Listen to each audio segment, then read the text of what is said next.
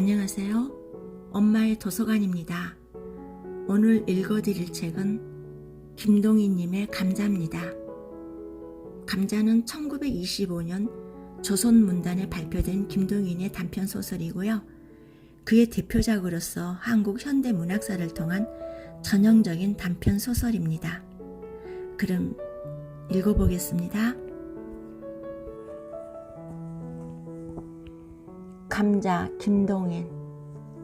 싸움, 간통, 살인, 도둑, 징역. 이 세상의 모든 비극과 활극의 근원지인 칠성문 밖 빈민굴로 오기 전까지는 복녀의 부처는 농민이었다. 복녀는 원래 가난은 하나마 정직한 농가에서 규칙 있게 자라난 처녀였었다. 예전 선비의 엄한 규율은 농민으로 떨어지자부터 없어졌다.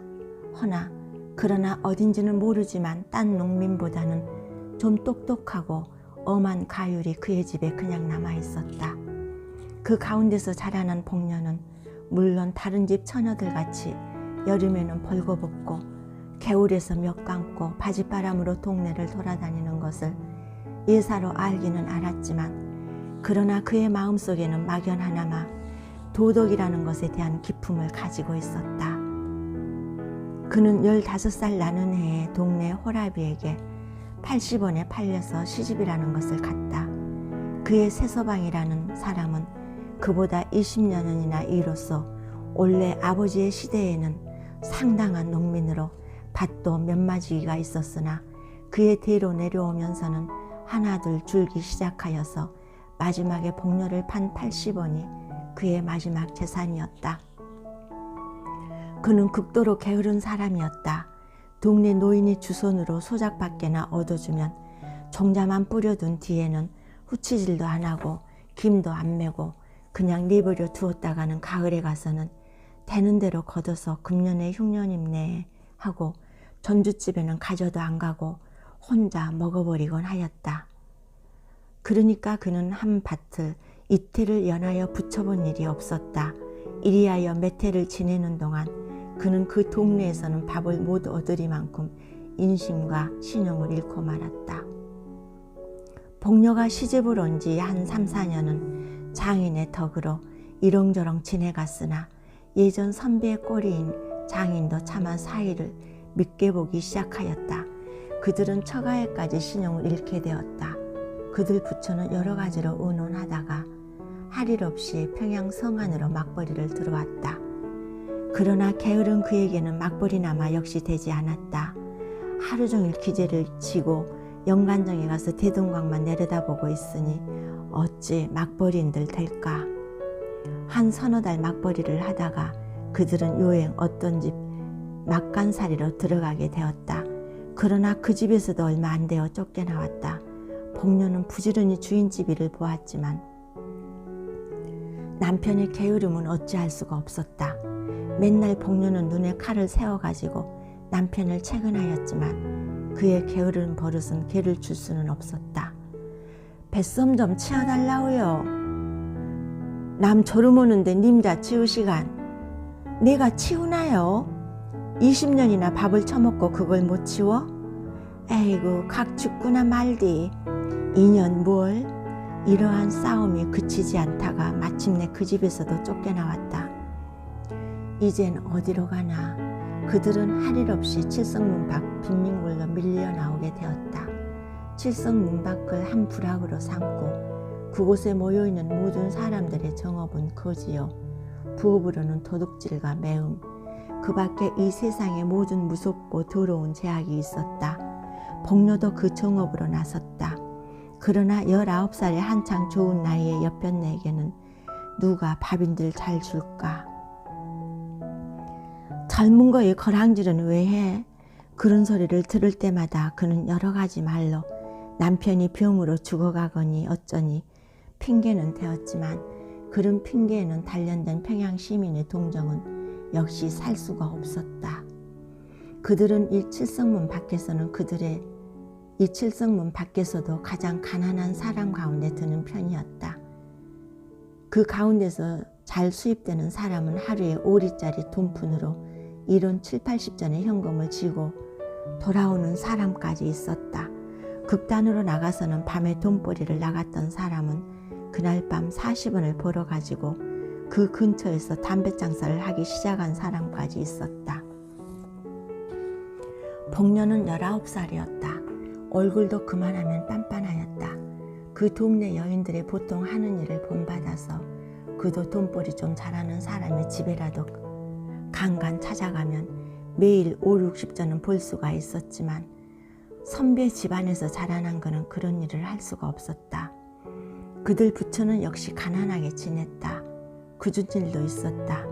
기자묘 솔밭에 송충이가 끓었다. 그때 평양류에서는 그 송충이를 잡는데 칠성문 밖 빈민굴의 여인들을 인부로 쓰게 되었다. 빈민굴 여인들은 모두가 지원을 하였다. 그러나 뽑힌 것은 겨우 50명쯤이었다. 복녀도 그 뽑힌 사람 가운데 한 사람이었다. 복녀는 열심으로 송충이를 잡았다. 소나무에 사다리를 놓고 올라가서는 송충이를 집게로 집어서 약물에 잡아놓고 또 그렇게 하고 그의 통은 잠깐 사이에 차곤 하였다. 하루에 32전씩의 품삯이 그의 손에 들어왔다. 그러나 대여세 하는 동안에 그는 이상한 현상을 하나 발견하였다. 그것은 다른 것이 아니라 젊은 여인부 한 연하문 사람은 언제든 송충이는 안 잡고 아래서 지절거리며 웃고 날뛰게만 하고 있는 것이었다. 뿐만 아니라 그 놀고 있는 인부의 품삯은 일하는 사람의 삭전보다 8전이나 더 많이 내어주는 것이었다. 감독은 한 사람뿐이었는데 감독은 가들이 놀고 있는 것을 묵인할 뿐 아니라 때때로 자기까지 섞어서 놀고 있었다. 어떤 날 송충이를 잡다가 점심때가 되어서 나무 뒤에 내려와서 점심을 먹고 다시 올라가려 할 때 감독이 그를 찾았다. 복내, 복내, 애 그럽니까? 좀 오너라. 그는 말없이 감독 앞에 갔다. 네, 너음 더 뒤에 좀 가보자. 뭘 하게요? 글쎄 가야. 가디요, 형님. 그는 돌아서면서 부인들 모여있는 데로 고함쳤다. 형님도 갑세다. 싫다에 둘이서 재미나게 가는데 내가 무슨 맛에 가겠니? 복녀는 얼굴이 새빨갛게 되면서 감독에게로 돌아섰다. 가보자. 감독은 저편으로 갔다. 복녀는 머리를 숙이고 따라갔다. 복내도 갔구나. 뒤에서 이런 소리가 들렸다. 복녀의 숙인 얼굴은 더욱 빨갛게 되었다. 그날부터 복녀도 일 안 하고 품삯 많이 받는 인부의 한 사람으로 되었다. 복녀의 도덕관 내지 인생관은 그때부터 변하였다. 그는 여태껏 딴 사내와 관계를 한다는 것을 생각하여 본 일도 없었다. 그것은 사람의 일이 아니요 짐승이 하는 것쯤으로만 알고 있었다. 혹은 그런 일은 하면 닭 죽어지는지도 모를 일로 알았다. 그러나 이런 이상한 일이 다시 있을까? 사람인 자기도 그런 일을 한 것을 보면 그것은 결코 사람으로 못할 일도 아니었다. 게다가 일 안 하고도 돈 더 받고 신장된 육회가 있고 빌어먹는 것보다 점잖고 일본말로 하자면 삼박자 같은 좋은 일이 이것뿐이었다. 이것이야말로 삶의 비결이 아닐까. 뿐만이 아니라 이 일이 있은 뒤부터 그는 처음으로 한계 사람으로 된 것 같은 자신까지 얻었다. 그 뒤부터는 그의 얼굴에 조금씩 분더 발리게 되었다.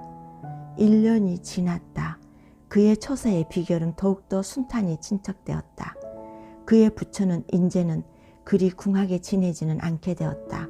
그의 남편은 이것이 결국 좋은 일이라는 듯이 아랫목에 누워서 얼씬얼씬 웃고 있었다. 복녀의 얼굴은 더욱 예뻐졌다. 여보 아주바니 오늘은 얼마나 벌었어? 복녀는 돈 좀 많이 벌은 듯한 거지를 보면 이렇게 찾는다. 오늘은 많이 못 벌었세다. 얼마? 도무지 10서너냥 많이 벌었으다 가래. 한 된냥 꿰주고 소거래. 오늘은 내가 어쩌고 하면 복녀는 곧 뛰어가서 그의 팔에 늘어진다. 나한테 들킨 대면은 꿰고야 말아요. 난 온 이 아주머니 만나면 야단이더라. 자 깨주디. 그 대신 응? 알아 있디? 난 몰라요. 해. 모르면 안 줄 테야. 글쎄 알았대도 그런다. 그의 성격은 이만큼 진보되었다. 가을이 되었다.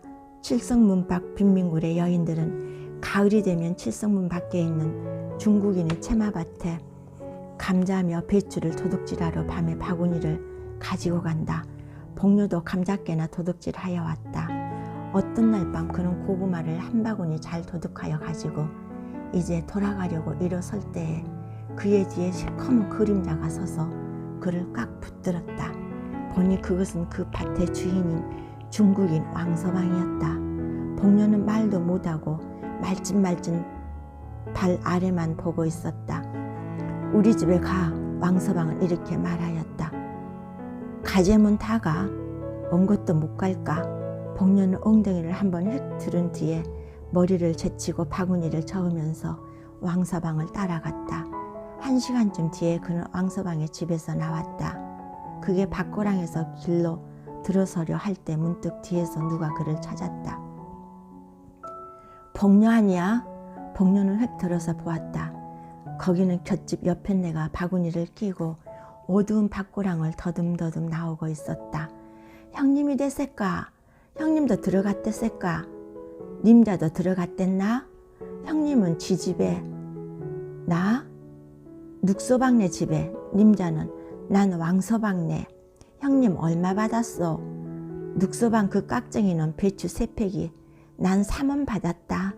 복녀는 자랑스러운 듯이 대답하였다.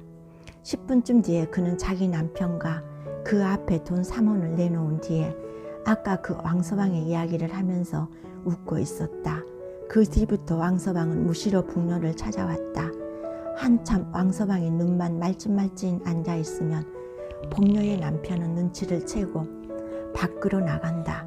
왕서방이 돌아간 뒤에는 그들 부처는 이혼 혹은 이혼을 가운데 놓고 기뻐하곤 하였다. 복녀는 차차 동네 거지들한테 애교를 파는 것을 중지하였다. 왕서방이 분주하여 못 올 때가 있으면 복녀는 스스로 왕서방의 집까지 찾아갈 때도 있었다. 복녀의 부처는 이제 이 빈민굴의 한 부자였다. 그 겨울도 가도 봄이 이르렀다. 그때 왕서방은 돈 100원으로 처녀 하나 마누라 사오게 되었다. 흥! 복녀는 다만 콧웃음만 쳤다. 복녀 강짜하겠구만. 동네 여편네들이 이런 말을 하면 복녀는 흥! 하고 콧웃음을 웃곤 하였다. 내가 강짜를 해? 그는 늘 힘있게 부인하곤 하였다. 그러나 그의 마음에 생기는 검은 그림자는 어찌할 수가 없었다. 이는 왕서방 내 두고 보자. 왕서방이 색시를 데려오는 날이 가까워왔다. 왕서방은 여태껏 자랑하던 기다란 머리를 깎았다. 동시에 그것은 새색시의 의견이라는 소문이 퍼졌다. 흥! 복녀는 역시 콧웃음만 쳤다. 마침내 새색시가 오는 날이 이르렀다. 칠보 단장의 살인교를 탄 새색시가 칠성문 밖 채마밭 가운데 있는 왕서방의 집에 이르렀다. 밤이 깊도록 왕서방의 집에는 중국인들이 모여서 별난 악기를 뜯으며 별난 곡조로 노래하며 야단이었다. 복녀는 집 모퉁이에 숨어서서 눈에 살기를 띠고 방 안의 동정을 듣고 있었다. 다른 중국인들은 새벽 2시쯤 하여 돌아갔다. 그 돌아가는 것을 보면서 복녀는 왕서방의 집 안에 들어갔다. 복녀의 얼굴에는 분이 하얗게 발리어 있었다. 신랑 신부는 놀라서 그를 쳐다보았다. 그것을 무서운 눈으로 홀겨보면서 그는 왕서방에게 가서 팔을 잡고 늘어졌다. 그의 입에서는 이상한 웃음이 흘렀다. 자, 우리 집으로 가요. 왕서방은 아무 말도 못하였다. 눈만 정처 없이 두룩두룩 하였다. 복녀는 다시 한번 왕서방을 흔들었다. 자, 어서. 우리 오늘은 일이 있어 못 가. 일은 밤중에 무슨 일. 그래도 우리 일이. 복녀의 입에 여태껏 떠돌던 이상한 웃음은 문득 없어졌다. 이까짓것 그는 발을 들어서 치장한 신부의 머리를 찼다. 자, 가자오 가자오. 왕서방은 와들와들 떨었다. 왕서방은 복녀의 손을 뿌리쳤다. 복녀는 쓰러졌다. 그러나 곧 일어섰다. 그가 다시 일어설 때는 그의 손에 얼른얼른 하는 낯이 한자로 들려 있었다. 이땐 놈 죽어라 이놈. 나 때렸니? 이놈아, 아이고 사람 죽이느나. 그는 목을 놓고 쳐울면서 낯을 휘둘렀다. 칠성문 밖 애따른 밭 가운데 홀로 서 있는 왕서방의 집에서는 일장의 활극이 일어났다. 그러나 그 활극도 곧 잠잠하게 되었다. 복녀의 손에 들리어 있던 낫은 어느덧 왕서방의 손으로 넘어가고 복녀는 목으로 피를 쏟으며 그 자리에 꼬꾸라져 있었다. 복녀의 송장은 사흘이 지나도록 무덤으로 못 갔다. 왕서방은 몇 번을 복녀의 남편을 찾아갔다. 복녀의 남편도 때때로 왕서방을 찾아왔다. 둘의 사이에는 무슨 교섭하는 일이 있었다. 사흘이 지났다. 밤중 복녀의 시체는 왕서방의 집에서 남편의 집으로 옮겨졌다. 그리고 시체에는 세 사람이 둘러 앉았다. 한 사람은 복녀의 남편, 한 사람은 왕서방, 또 한 사람은 어떤 한방의사. 왕서방은 말없이 돈주머니를 꺼내어 10원짜리 지폐 석 장을 복녀의 남편에게 주었다. 한방의사의 손에도 10원짜리 2장이 갔다. 이튿날 복녀는 뇌일을로 죽었다는 한방의의 진단으로 공동묘지로 실려갔다.